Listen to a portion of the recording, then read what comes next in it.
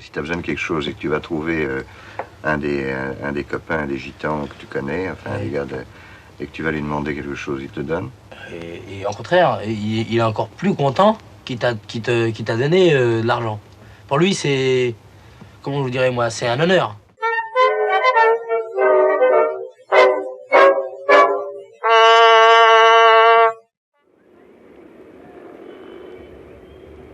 Porte de Saint-Ouen à Paris. Sur un terrain vague, crénelé de HLM, voici Ballot, mon copain le gitan. Bon, quel âge tu as, Bao? 19 ans. Tu viens de te marier. Ouais. Actuellement, tu vis dans ta petite voiture qui est là. Ouais. Et quand tu sors, tu es ici dans le terrain vague, avec les ressorts à boudin, là, avec les pneus, les gravats et toute l'histoire. Hein. Mm-hmm. Bon. Imagine, tu vois l'appartement qui est là-haut, là? Ouais. Appartement avec les rideaux bleus. Ouais. Bon, tu attrapes ça. Imagine que c'est les clés de l'appartement. Ouais. Si je te dis, bon, ben, il est à toi si tu veux. Ouais. Qu'est-ce que tu fais? Qu'est-ce que tu me réponds? Je suis où j'en face. Tu vas dedans ou tu restes dans ta petite voiture? Ah, je reste dans ma voiture. Tu vivrais pas dans l'appartement là? Non. Pourquoi? Parce que ça me plaît pas de rester dans une maison. Et pourquoi ça te plaît pas? Enfin, t'as les clés en main. T'as l'appartement là, tu vois l'antenne de télé au-dessus, les petits rideaux bleus, le truc, la porte, tu ouvres, tu rentres, t'es chez toi avec ta femme, t'as plus ça. Non, ça me plaît pas. J'aurais une petite maison tout seul sur un petit terrain tranquille, oui. Mais là-dedans, non, ça me plaît pas. Tu resterais tout le temps? Ah non, pas tout le temps. C'est tant que ça me plairait, puis après je m'en irais. Combien de temps tu resterais à peu près? 3-4 mois dedans. C'est tout. Puis l'été, je m'en vais. Et ta femme, tu crois qu'elle penserait comme toi? Ah, exactement pareil. T'es heureux de vivre comme ça? Ah oui. Tu crois que je suis pas heureux, moi? Oh non, non. Toi, tu travailles tous les jours, les gînes, et vas-y, le soir tu rentres, le lendemain matin tu repars, et vas-y, toute la journée comme ça. Avec nous, on est tranquille.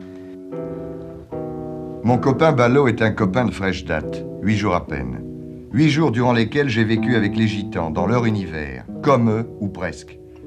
C'est un univers où nous, les gadgets, n'avons rien à y faire en principe. Un monde qui nous est fermé. De temps en temps, les gitans nous regardent et nous jugent, comme de temps à autre, nous les regardons et les jugeons. Voici ce que cela donne de leur côté. Encore une fois, les gadgets, c'est nous. Tu fais des économies? L'économie, je vois pas l'économie. Pas l'économie, non. Parce que... Nous, on va pas dire, tiens, aujourd'hui, on va manger un beefsteak et il faudra faire attention que demain, on va en manger un autre.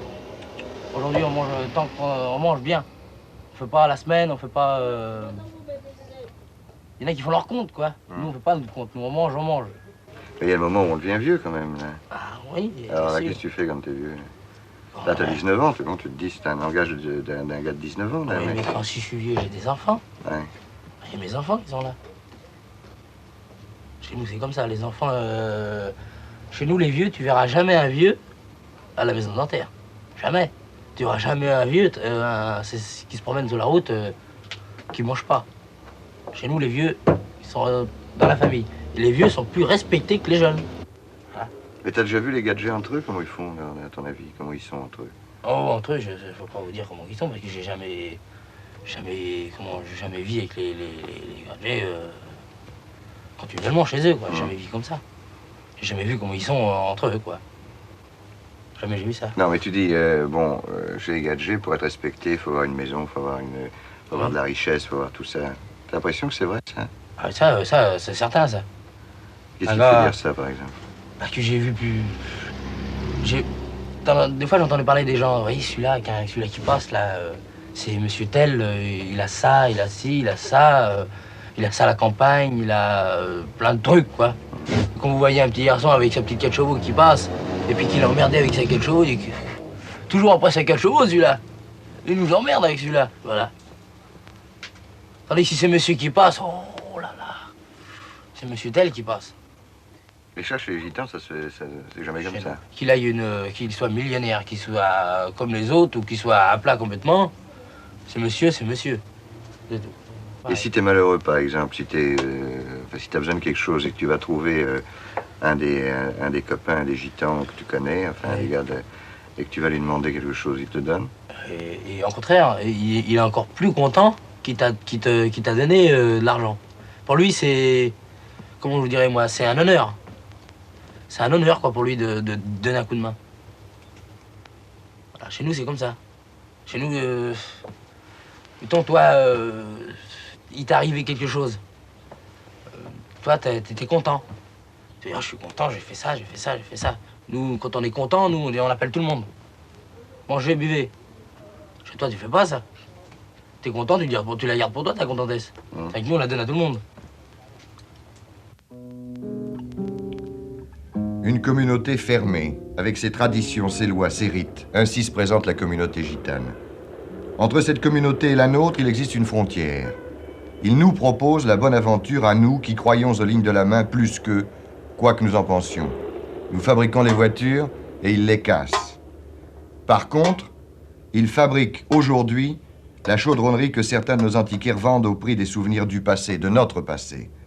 Ils stationnent là où nos lois leur interdisent le stationnement et nos techniques industrielles, celles de la dorure sur métal par exemple, prennent entre leurs mains des allures d'alchimie, n'est-ce pas, monsieur Demeter? Expliquez-moi donc votre procédé secret. Alors j'ai préparé l'or dans ma cuvette, Oui. je mets produits chimiques que c'est très ordinaire, d'ailleurs je peux vous dire le nom de ce que c'est un liquide acide chlorhydrique 22 degrés Oui. que je compose dans ma cuvette d'or. Et je mets ensuite mélange acide nitrique 40% d'acide nitrique ordinaire. Pas besoin de mettre des produits spécialisés parce que vous avez les mêmes produits qui coûtent très cher. Produit acide nitrique qui coûte environ 1800 francs le litre. Ce produit d'acide nitrique que j'emploie, ça coûte 90 francs. Dis-toi, Bonnery, vous avez des ennuis avec la police, vous, en permanence. Beaucoup, monsieur, beaucoup. Comment ça se passe, alors? Expliquez-moi un peu.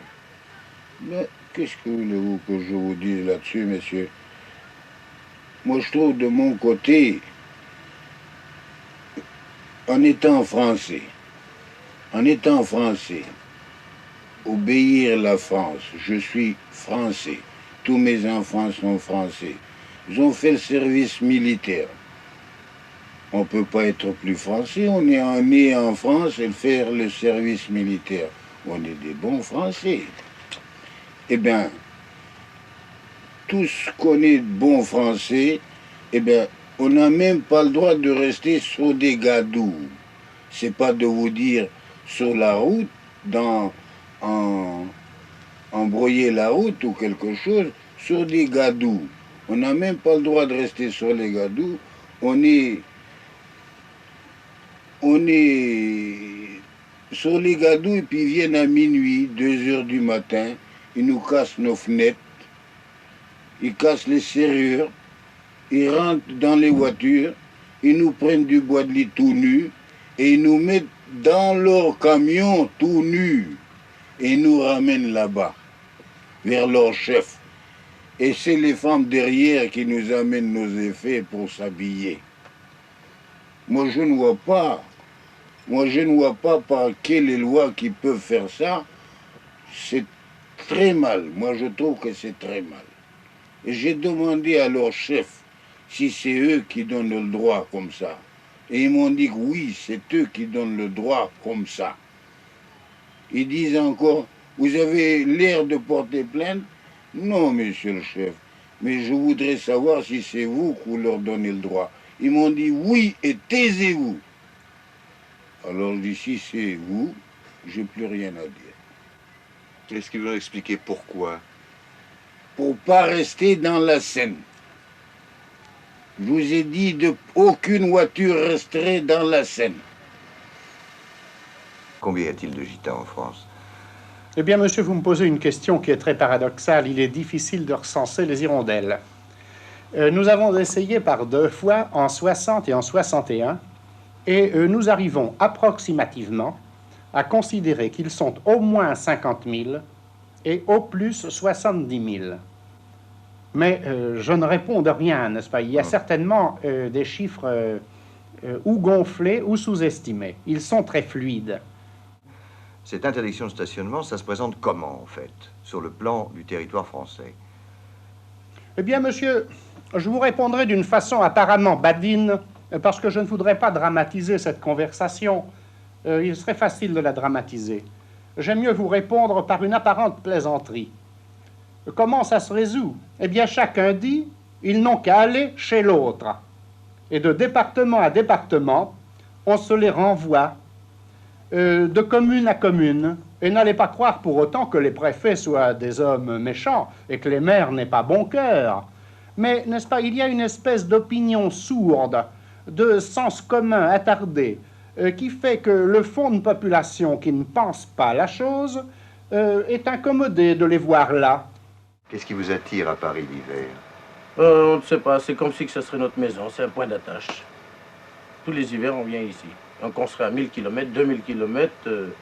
L'hiver, octobre, novembre, nous sommes ici, on revient ici. Bon, alors, quand vous arrivez à Paris, vous allez où? Quand on vient à Paris, oui. Ben, on fait les portes. Porte de Montreuil, porte de Clignancourt, porte de Saint-Ouen, porte de Montmartre, place Bollard, porte de Vanves, tout ça. On fait toutes les portes, tout le tour de Paris. Bon, c'est-à-dire, vous restez combien de temps, à peu près, sur une des portes, là? Sur une des portes? Oui. Oh, alors là, des fois on peut rester 1 heure, comme des fois on peut rester 2 jours, comme des fois on peut rester 3 jours, des fois une journée, des fois 4 jours, mais avec des embêtements, alors continuellement. Bon, mais alors, quelle est la solution à ça? Vous avez bien dû penser à une solution. Qu'est-ce que vous Oui, voyez? nous avons pensé déjà à ça, n'est-ce pas? Plusieurs, on a parlé de ça, si on pourrait trouver par exemple un terrain, un grand terrain, qui a le nécessaire, n'est-ce pas, qui a ce qu'il faut, quoi, et puis l'eau principalement, les WC, qu'on puisse envoyer nos enfants à l'école, qu'on puisse travailler tranquillement, n'est-ce pas? Même en payant une somme, n'importe quelle somme, on serait content de rester. Au moins, on saurait qu'on pourrait travailler, qu'on peut rester sur place. Après 8 jours de cette vie passée avec les gitans, je suis rentré chez les Gadgets, chez moi. Plus dépaysé qu'au retour d'un reportage au bout du monde. Pourtant, je n'avais rien fait d'autre que de tourner autour de Paris, d'une interdiction de stationner à l'autre. Depuis la guerre de 100 ans, les gitans sillonnent les routes de France, assurant une permanence de leur mode de vie et de leur race, au-delà de tous les régimes, de toutes les lois, de toutes les répressions, dont la plus féroce remonte à la dernière guerre, durant laquelle ils furent décimés dans les camps de concentration. Il est aisé de faire comme s'ils n'existaient pas. Il suffit de décider qu'ils iront stationner ailleurs. Il est simple de décréter qu'ils n'ont qu'à faire comme nous. Mais nous savons depuis un certain temps que l'intégration, qu'elle soit sociale, politique ou raciale, est parfois un redoutable piège que nous tend la facilité. Il est commode, enfin, de s'apitoyer sur leur sort. Mais les gitans rejettent et méprisent la pitié des Gadgets. Quelle différence y a-t-il donc entre eux et nous? J'ai tout au long de mon séjour inlassablement posé la question. Quelle différence y a-t-il entre une minorité cohérente et la majorité qui l'accueille? C'est l'éternelle question. Quelle différence il y a entre vous et moi? Je peux pas vous le dire. Parce que moi, qu'est-ce que je peux vous dire? Vous êtes un gadjo et puis moi, j'en suis pas. Hein. Et vous allez me dire, qu'est-ce que c'est un gadjo? T'es un homme, je suis un homme. C'est pareil. Voilà. On peut devenir copains, mais on sera jamais comme ça. Jamais comme ça. Hein? Tu pourras peut-être devenir mon plus grand ami. Dans ma tête, ça sera toi, tu seras toujours un gadjo. Voilà. C'est comme ça chez nous. Mais pour moi, tu vois, tu peux devenir mon plus grand copain, mais dans ma tête, tu seras pas un gitan. Non, ça m'étonnerait, ça. Pourquoi? Ça m'étonnerait. Si je suis un gitan, pour tout le monde, pour tous les gadgets, j'en suis bien. T'es sûr? Ah, j'en suis sûr. T'es sûr que ça va pas changer? Ou si j'habitais avant, ça faisait 10 ans que j'étais là-bas, je m'en allais, je venais, je m'en allais. Pour les gens, ils m'appellent par mon nom, mais ils savent que je suis un gitan. Et quand vous demandez quelque chose, vous avez qu'à aller voir les gitans. Et pourtant, ça fait 10 ans qu'on était là-bas. Et tu crois que tous les gadgets, c'est comme ça? Tous les gadgets, c'est comme ça. Et ça sera toujours comme ça? Et ça sera toujours comme ça. Je sais que c'est pas marrant ce que tu dis. Hein. Non, c'est pas marrant, c'est comme ça. Voilà. Eh oui, Ballot, voilà. Et le gadjo que je suis te salue bien. Mais cela dit, qu'est-ce qu'on fait? On continue?